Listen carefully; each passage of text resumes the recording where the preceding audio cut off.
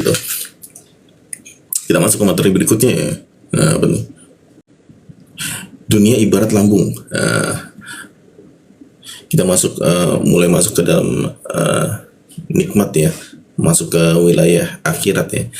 Dunia itu ibarat lambung. Nah, kita perumpamakan ketika manusia diciptakan itu ya, nutrisi itu akan dikunyah ya. Maksudnya apa? Maksudnya ketika manusia hidup di dunia ya, itu manusia akan merasakan yang namanya dikunyah ya. Maksudnya apa? Penderitaan ya. Maksud kunyah ini adalah penderitaan. Ya. Ujian ini otomatis akan diterima oleh setiap manusia ya, yang mengaku beriman terutama ya, seperti itu. Semakin dia mengaku beriman ya, maka itu kan nikmatnya itu kan luar biasa ya, terasa ya. Akhirnya kunyahannya itu semakin keras ya, semakin lama. Nah, ibaratnya seperti itu. Orang muslim itu semakin dia beriman, maka kunyahannya itu kan semakin lama, ujian itu semakin lama. Karena itu orang yang beriman ya, ketika hidup di dunia itu akan merasakan banyak ujian ya. Nah, kenapa manusia diuji? Ya, maka ada tujuannya. Semakin diuji, maka manusia itu akan semakin mudah dicerna ya. Dan kita masuk ke pembahasan kedua, yaitu apa?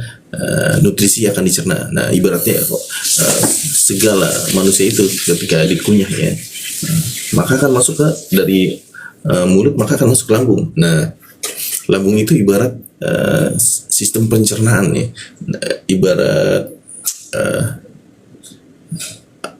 wilayah pengujian ya. Nah, di dunia itu seperti itu. Manusia itu seperti di lambung ya. Nah, orang yang dikunyah ya dengan kuat di gigi ya, di mulut ya. Nah, maka ketika masuk ke lambung itu kan hancur total. Akan hancur total. Nah, itulah gambaran orang yang beriman ya. Jadi orang yang beriman itu ketika berada di lambung, yaitu maksudnya adalah dunia, itu mereka akan merasakan sebuah ujian yang sangat besar ya, hingga hancur total, benar-benar hancur total seperti itu. Sedangkan orang-orang yang tidak beriman ya, itu diibaratkan makanan yang tidak terkunyah dengan baik ya, mungkin seperti tulang ya, seperti itu ya, seperti tulang, seperti biji ya, seperti itu. Nah, langsung tidak dikunyah dengan baik lalu masuk ke lambung. Hasilnya apa ya? Hasilnya yang seperti ini tidak akan hancur ya. Kenapa harus dihancurkan? Nah, kenapa harus dihancurkan?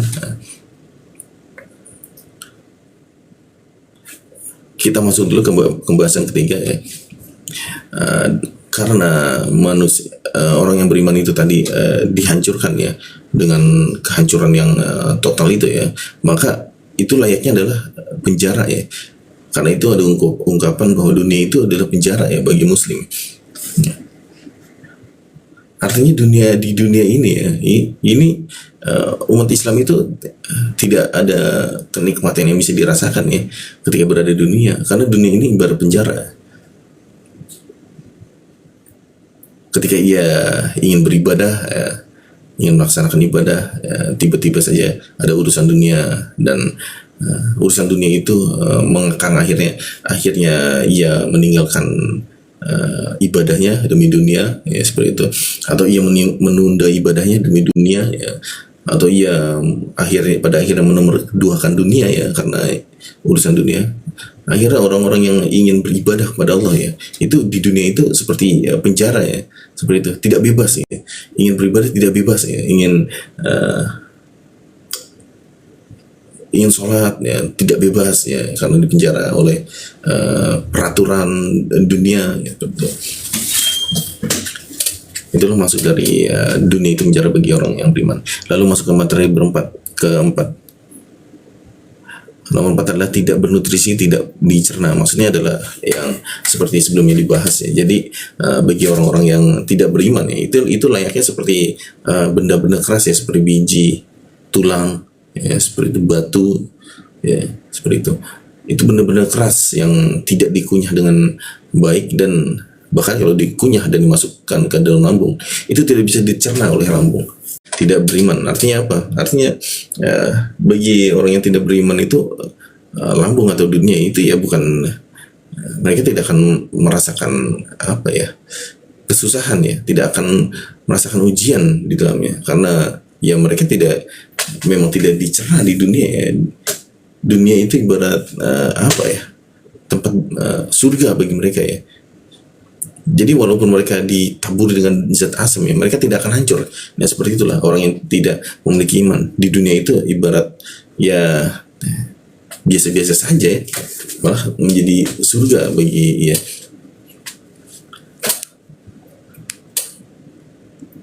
Kita masuk ke materi ketujuh itu apa tuh?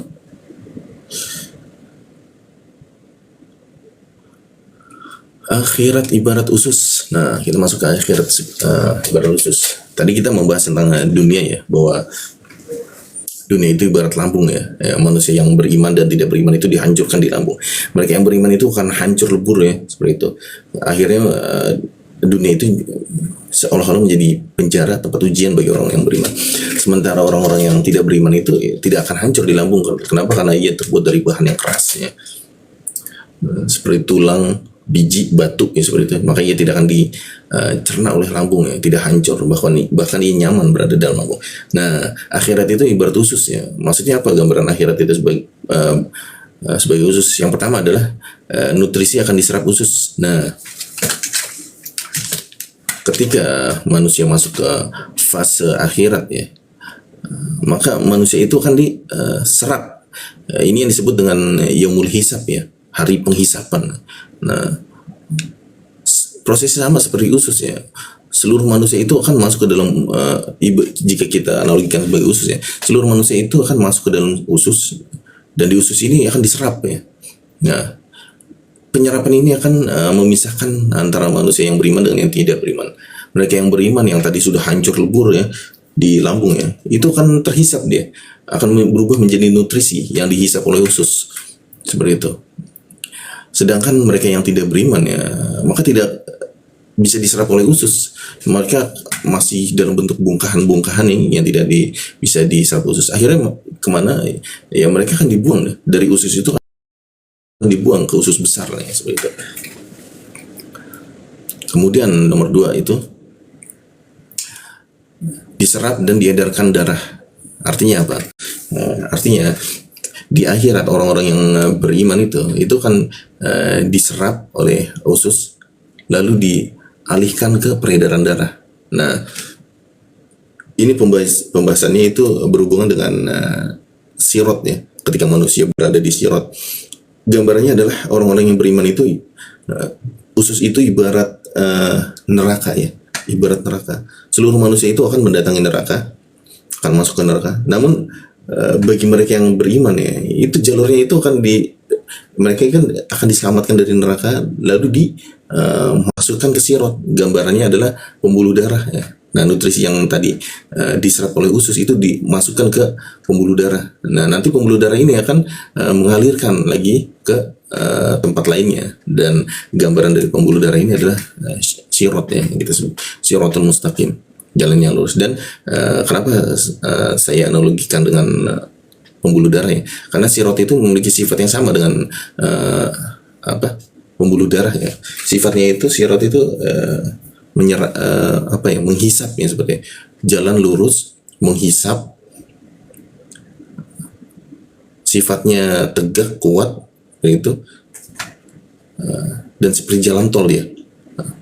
Dan sifat-sifat ini semuanya sama, mirip seperti peredaran darah ya. Karena itu kita analogikan dengan peredaran darah. Lalu masuk ke ketiga. Ketiga ini adalah sampah dibuang ke usus besar. Nah, tadi kita kan membahas tentang orang-orang yang tidak beriman akan tidak bisa diserap oleh usus, lalu akan dibuang ke usus besar ya. Nah, bagi mereka yang tidak beriman ya, atau imannya kurang ya, itu sulit diserap oleh usus. Akhirnya di mana? Dibuang ke usus besar. Nah, keunikannya ini, usus besar ini ibarat neraka ya. Sudah masuk ke wilayah neraka usus besar. Namun di usus besar ini masih ada komponen-komponen yang diselamatkan ya. Seperti kandungan air di usus besar itu, air akan diserap gitu ya. Nah, seorang muslim ya yang amalnya kurang itu ibarat dia masuk ke dalam usus besar ya. Tapi pada akhirnya ia akan diselamatkan dalam bentuk apa ya? Dalam bentuk tadi cairan. Contohnya itu seperti cairan. Nah, tapi ia harus masuk dulu ke dalam usus besar, baru setelah itu dia diselamatkan ya di dalam usus besar. Nah, gambarnya seperti itu. Lalu bagaimana dengan orang yang tidak beriman? Ya, ia akan tetap berada di dalam usus besar itu. Selama-lamanya tidak akan diselamatkan. Nah, ketika orang-orang yang beriman itu telah diselamatkan ya, ibarat cairan yang dibutuhkan tubuh, lalu cairan itu diserap di usus besar ya, maka kita akan masuk ke yang poin keempat, itu menjadi kotoran. Nah, jadi bagi orang-orang yang tidak beriman yang berada di usus besar, maka ia akan dikeluarkan dari tubuh ya, dan berubah menjadi kotoran.